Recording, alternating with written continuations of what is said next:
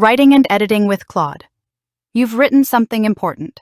A proposal, a report, an explanation that matters. The ideas are there, but something feels off. This is where most writing actually happens. Not in the first draft, but in the work that comes after. And this is where Claude makes a difference. The difference shows up in revision. Why do you think it's difficult to revise your own draft? You lack the technical skill to improve it. You don't remember what you were trying to say. You're too close to the work to see where it's unclear, and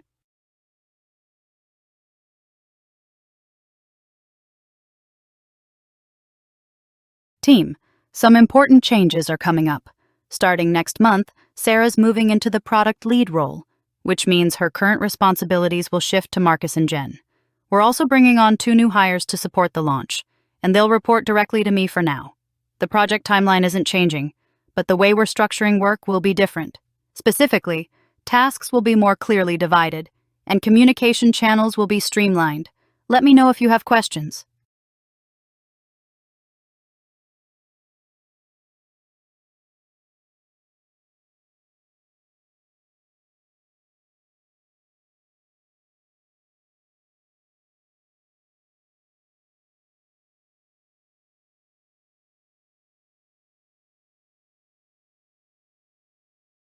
Notice what changed. The opening is more direct.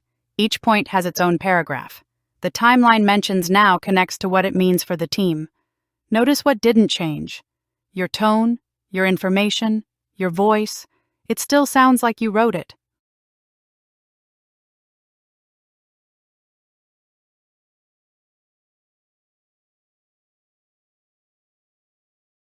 Adjusting tone for different audiences.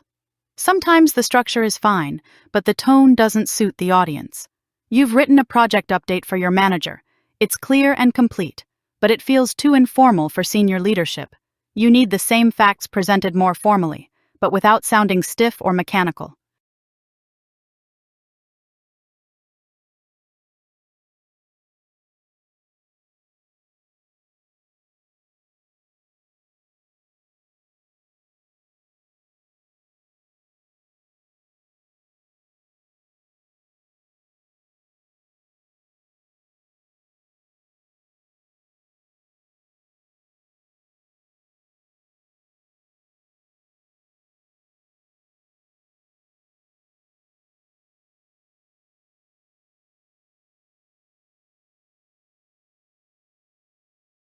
After seeing Claude's answer, what's the most important difference between adjusting tone and rewriting content? Tone adjustment is faster than rewriting content, and it works well for short documents. Tone adjustment changes how something is said, not what is said.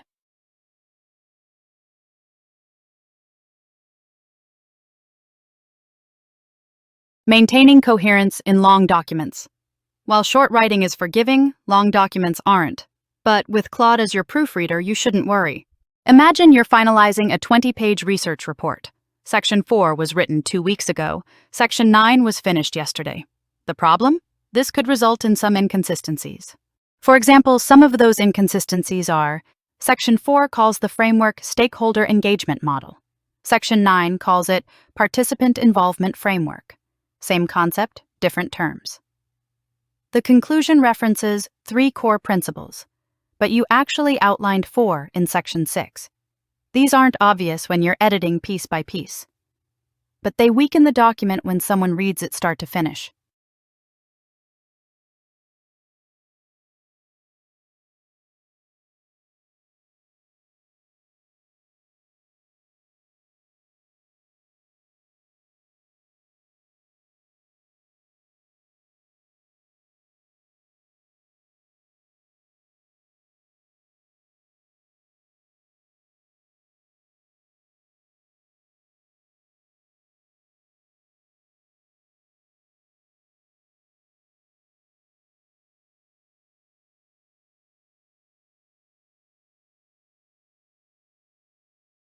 Why do you think this kind of review is difficult to do manually? You lose track of earlier sections while focusing on later ones. Documents are too long to read multiple times. It requires specialized knowledge about document structure.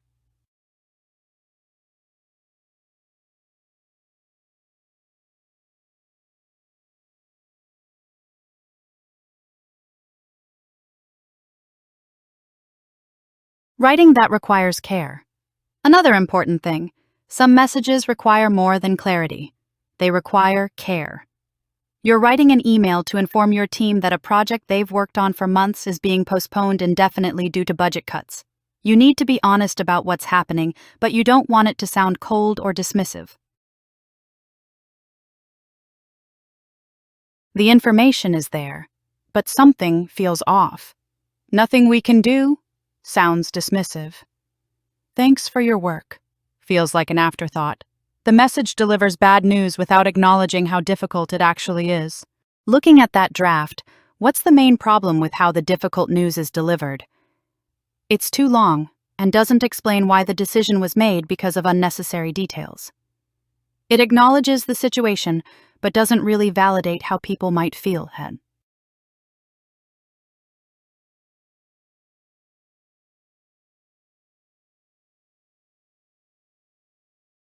This is where Claude's careful nature really shines. It considers how language lands, not just what it says. As a result, it can help to address difficult topics without oversimplifying them.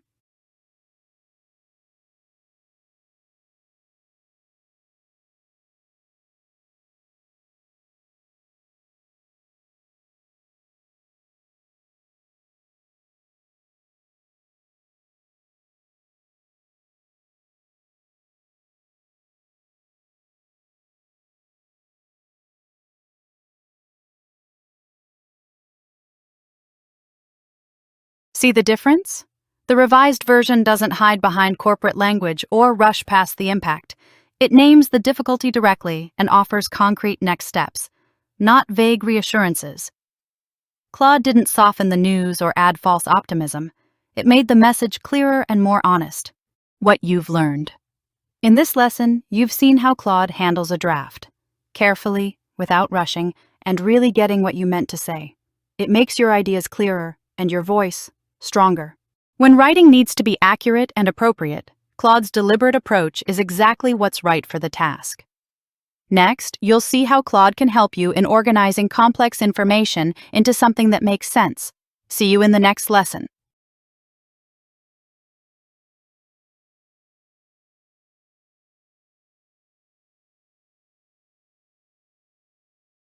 Understanding, research, and synthesis.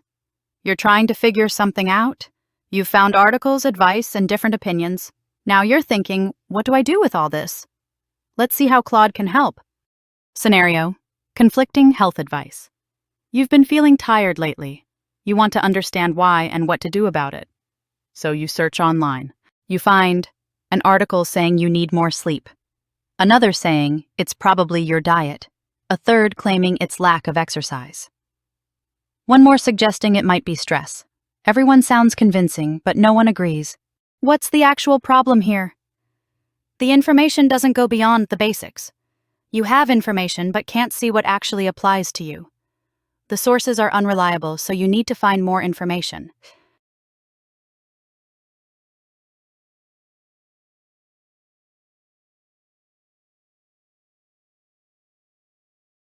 You could spend hours rereading everything, taking notes, trying to remember what each source said. Or you could try something different, a faster way to make sense of it all without wasting your mental energy. You copy the first article into Claude. Instead of asking for a summary, you ask, what's the main point this article is making about fatigue? Claude responds, this article argues that chronic fatigue often stems from sleep debt. Not just sleeping too little one night, but consistently getting less sleep than your body needs over weeks or months. The key idea: your body keeps a sleep account that compounds over time. That's not what the article said word for word. It's what the article meant.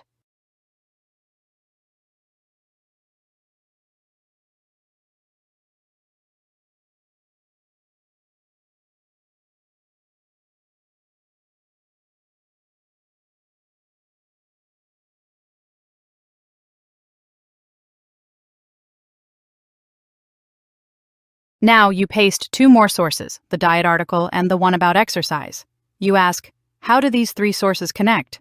Claude responds, all three identify fatigue as a symptom of resource depletion. Sleep article, depleted recovery time. Diet article, depleted nutrients. Exercise article, depleted cardiovascular capacity, the connecting thread, your body is running low on something it needs to function. See how this works? Instead of 3 separate summaries, Claude showed you the pattern linking them. What's the best thing about this approach instead of reading 3 summaries separately? It tells you which source is most important. It's faster, and it removes contradictions. It shows you how the pieces fit together.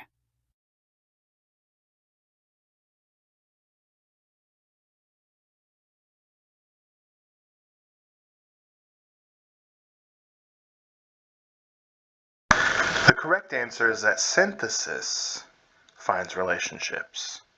Claude shows you the shared principles across different perspectives, something you probably wouldn't see reading each piece alone.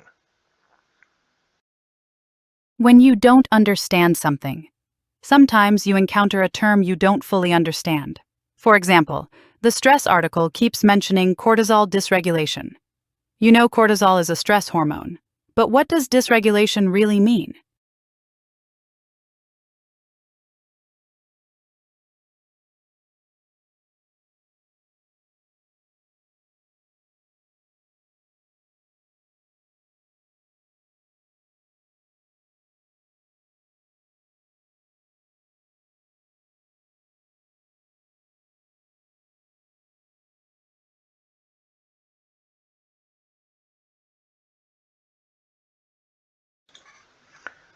Cortisol dysregulation means your body's stress response system isn't working as it should, either producing too much cortisol at the wrong time or not enough when you need it.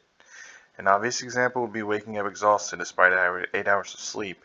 A subtle example would be getting a second wind of energy at 10 p.m. when you're trying to sleep.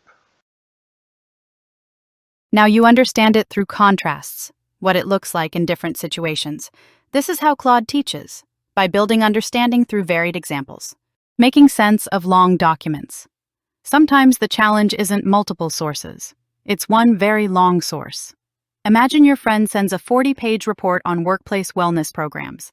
You need to understand what it recommends, but you don't have time to read all of it. You upload it to Claude and ask, "What are the most important recommendations this report makes?" Claude responds, 1. Wellness programs fail when they're optional add-ons. The report argues they should be integrated into normal work structure, not separate wellness activities. 2. Mental health support needs to be proactive, not reactive. Waiting for people to ask for help means they've already been struggling too long. 3. Leadership participation matters more than program budget. Programs with engaged leadership and modest budgets outperform expensive programs with disengaged leadership. In this response, Claude went beyond the executive summary and picked out the key ideas from the entire report. What makes this more useful than reading the executive summary? It removes technical language, which makes it shorter. It extracts what actually matters based on your question. It highlights the most recent information.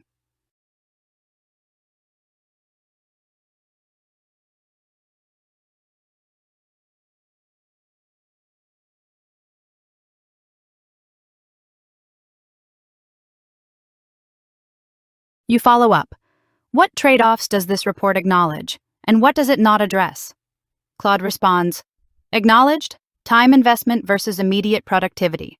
Not addressed, how to implement this in remote or hybrid teams.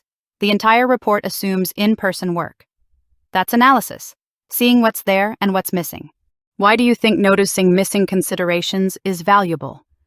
It helps you find errors in the document. It reveals assumptions the author made without stating them. It shows which sections were written carelessly.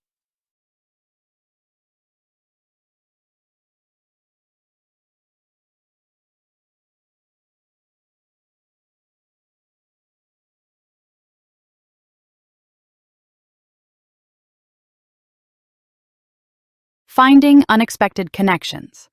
The hardest kind of synthesis happens when sources don't obviously relate.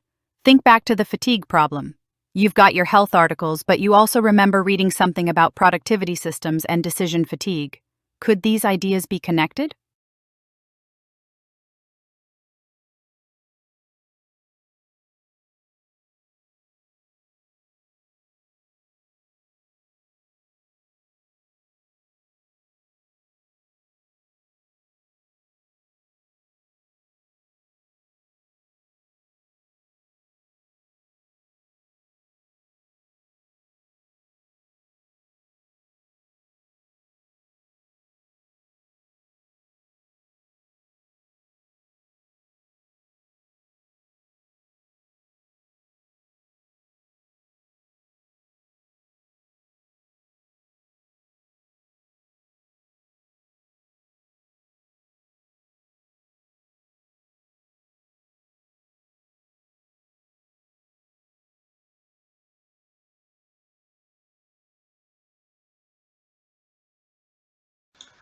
Amazing. You're on the right track with your approach. As you could see from the answer, Claude went beyond summarizing and highlighted the link between the ideas in your situation. This is synthesis, seeing patterns that only emerge when you consider multiple ideas simultaneously. What you just learned.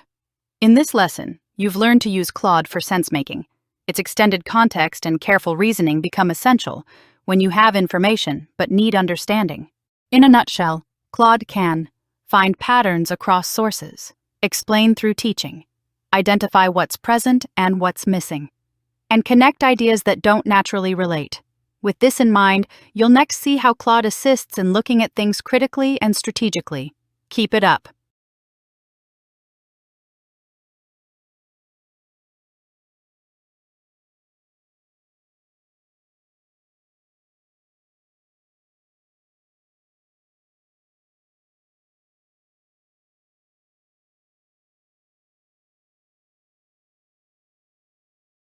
Strategic thinking and critical review. Making decisions is not easy, especially when it's the kind where every option has pros and cons, and the right answer depends on what you're willing to give up. This is where most decisions actually get uncomfortable, and where Claude can help you. Scenario: should you take the job? You've been offered a new job. It pays 30% more and it's fully remote. You'd lose the in-person team you currently enjoy, but you'd gain more flexibility, something that matters a lot to you. Your friend says, take it, more money is always better.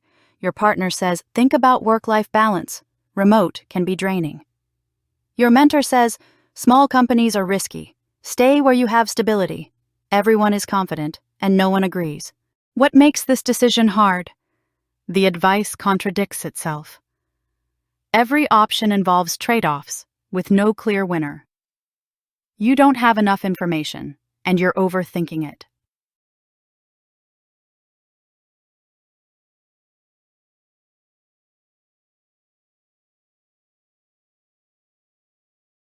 You open Claude and describe the situation. Then you ask, what am I actually trading off if I take this job?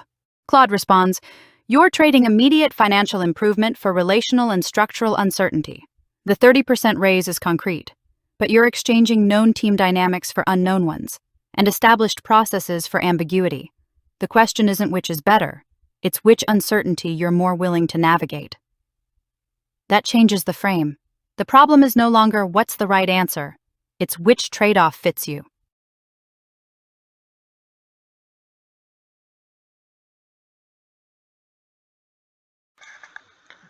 The question isn't which is better, it's which uncertainty you're more willing to navigate. Is this advice or analysis?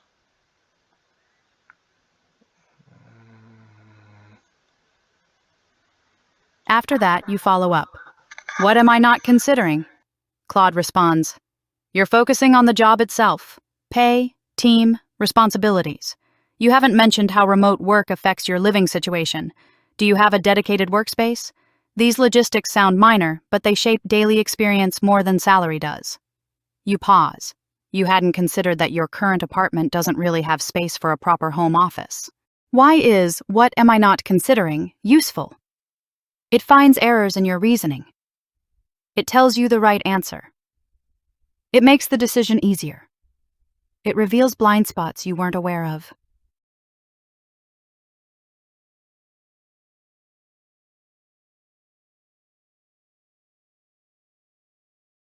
Exploring alternatives. Choosing between two options can feel hard, but sometimes the real work is realizing there might be a third option you haven't considered.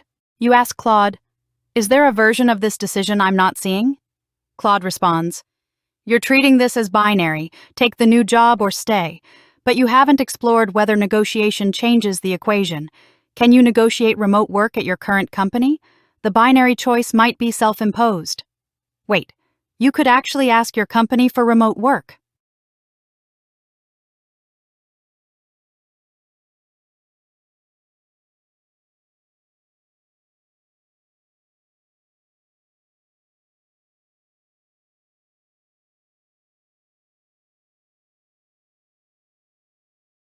Stress testing.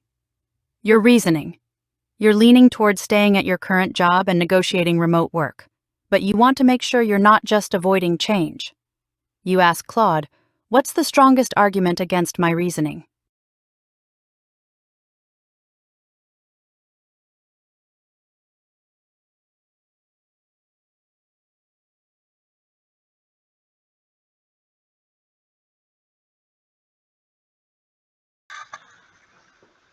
My strongest argument against staying and negotiating. You're assuming your current company will offer meaningful remote flexibility, but you haven't tested that assumption.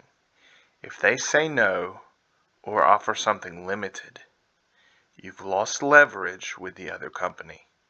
You'd be negotiating from a weaker position. The new company made an offer. That's concrete. Negotiating with your current company is speculative.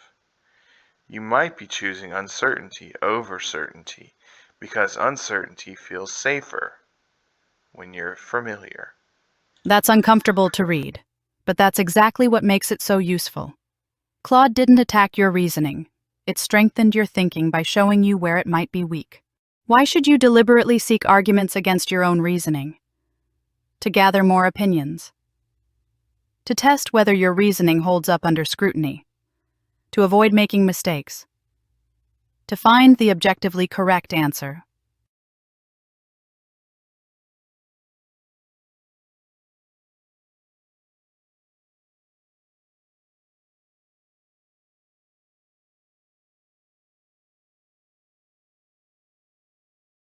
Evaluating constraints.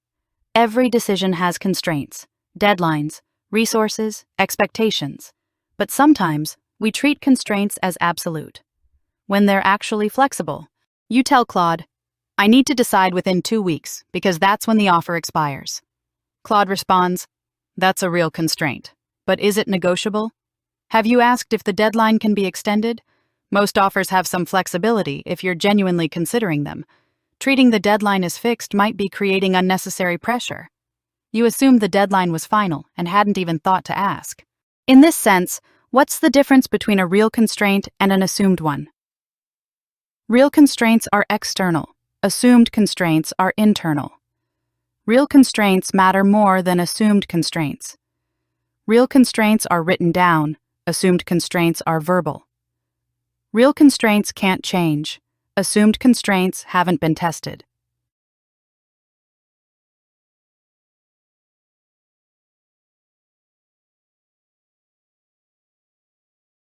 When there's no right answer. Some decisions don't resolve into a single correct choice. They resolve into priorities. As a result, they have different answers that work for different priorities. Claude won't decide for you, but it will help you see the decision more clearly.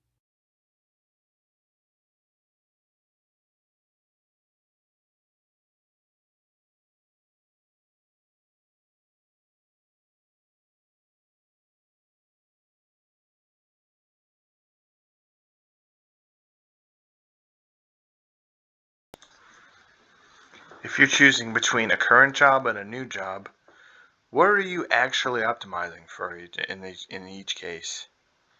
You're optimizing for a relational continuity and a psychological safety. You know these people, you trust these processes.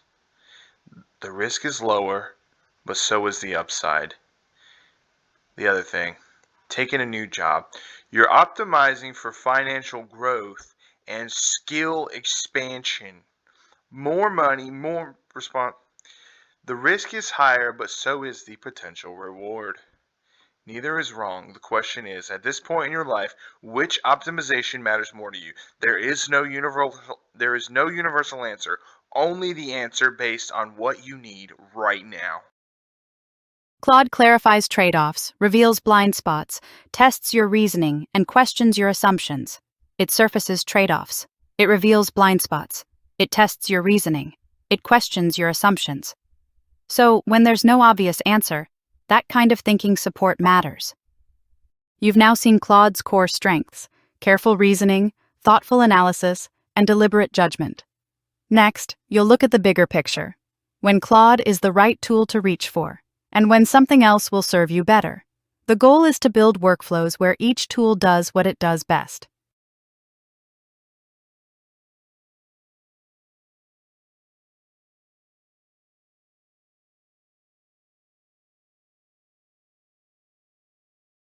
Using Claude alongside other tools. Working on something most often requires multiple steps: research, thinking, drafting, refining. That's why some tasks often call for more than a single AI tool. The question is, which one fits a specific step? Scenario: choosing a health insurance plan. Let's say you need to pick a health insurance plan during open enrollment. Therefore, you need to understand what the different plans actually cover, figure out which matters for your situation, compare the real costs, and make sure you're not missing something important. Each step needs something different.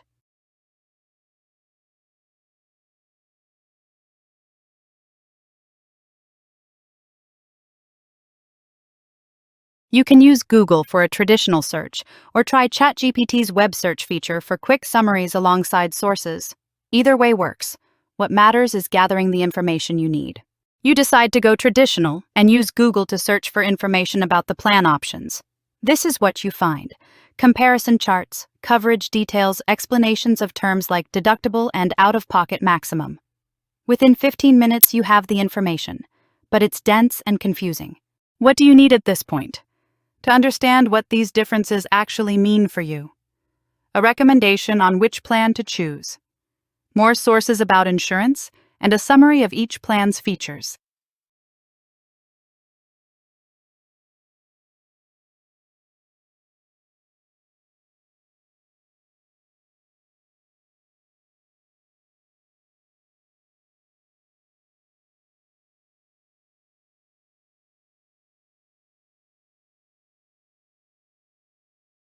So bring everything to Claude by pasting the details of 3 different plans, and it will help you understand the differences.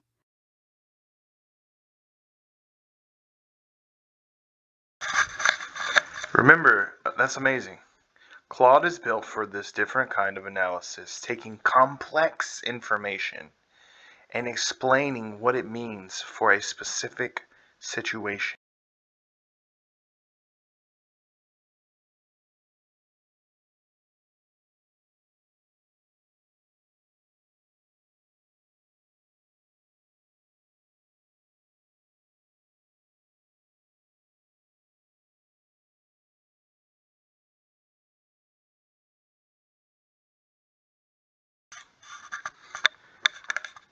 You ask Claude to explain the practical difference between 3 plans for a healthcare usage. Plan A has a lowest monthly premium and a highest deductible. You pay full price for visits until you hit 3,000 for 2 to 3 visits yearly. You'll likely never reach that. Plan B costs more monthly but covers visits after a $30 copay. And Plan C. Plan C is a middle option that has a complex coinsurance rule that make actual costs unpredictable. For your usage pattern, Plan B is likely cost less overall, despite the higher premium. You'll pay a predictable copay instead of a full visit cost. Now you understand what these differences actually mean for your situation. That's synthesis that you learned. Claude took complex information and made it relevant to you. Checking your thinking. You're leaning toward Plan B, but you want to make sure you're not overlooking something. What if you end up needing more care than usual next year? You could continue with Claude, but you want a quick stress test of your reasoning from a different perspective. You open ChatGPT, describe the context, and ask, "I'm choosing Plan B because I only see doctors 2 to 3 times yearly. What am I not considering?" ChatGPT responds quickly. Consider unexpected health events, specialist visits that aren't primary care, prescription coverage differences, whether you're planning any major health changes, surgery, physical therapy, pregnancy, and whether you have dependents. Fast response, useful prompts. But these are general considerations, not an analysis of your specific situation. Next, you bring ChatGPT's list back to Claude, along with your plan details. But why bring ChatGPT's output to Claude instead of just asking ChatGPT to analyze further? Claude handles deeper reasoning about specific trade-offs when given full context. ChatGPT can't do a detailed analysis. Therefore, Claude gives more accurate information. ChatGPT has already finished its task.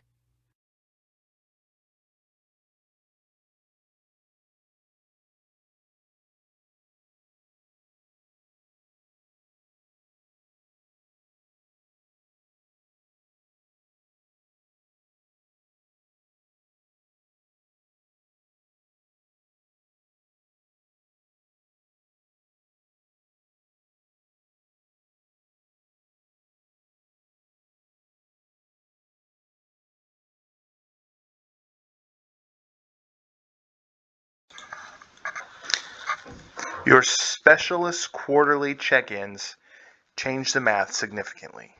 From ChatGPT's list, the relevant factors are specialist visits, prescription coverage, what doesn't matter for your situation, and a revised analysis with 4 specialist visits yearly, quarterly. Plan B saves you approximately $800 to $1,000 per year compared to Plan A, even accounting for higher premium. The quarterly visits make Plan B even more clearly the right choice. This is strategic thinking you practiced earlier. Claude evaluated which considerations actually matter for your specific situation. You have a confident decision now. Plan B. Communicating your decision. You need to email HR to confirm your enrollment and explain your choice for their records. You could write it yourself or draft it quickly with another tool. Gemini.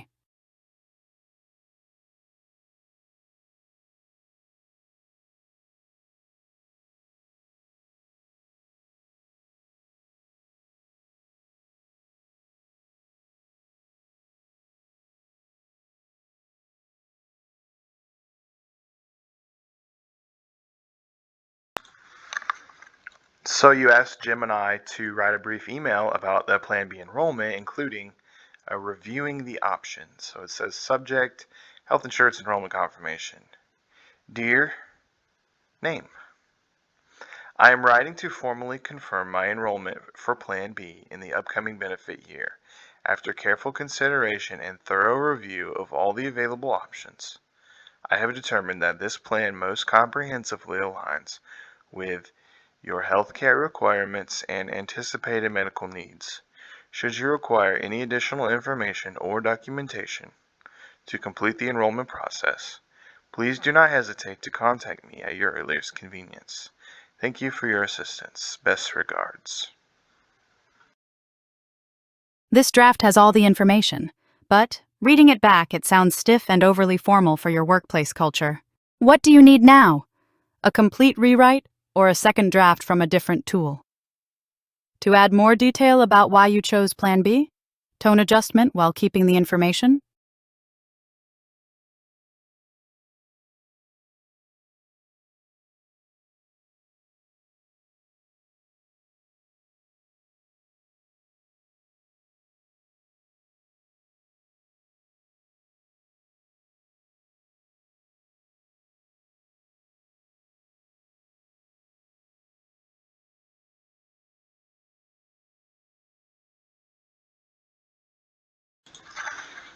If you adjust the professional sound to conversational and not stiff, it keeps a brief structure.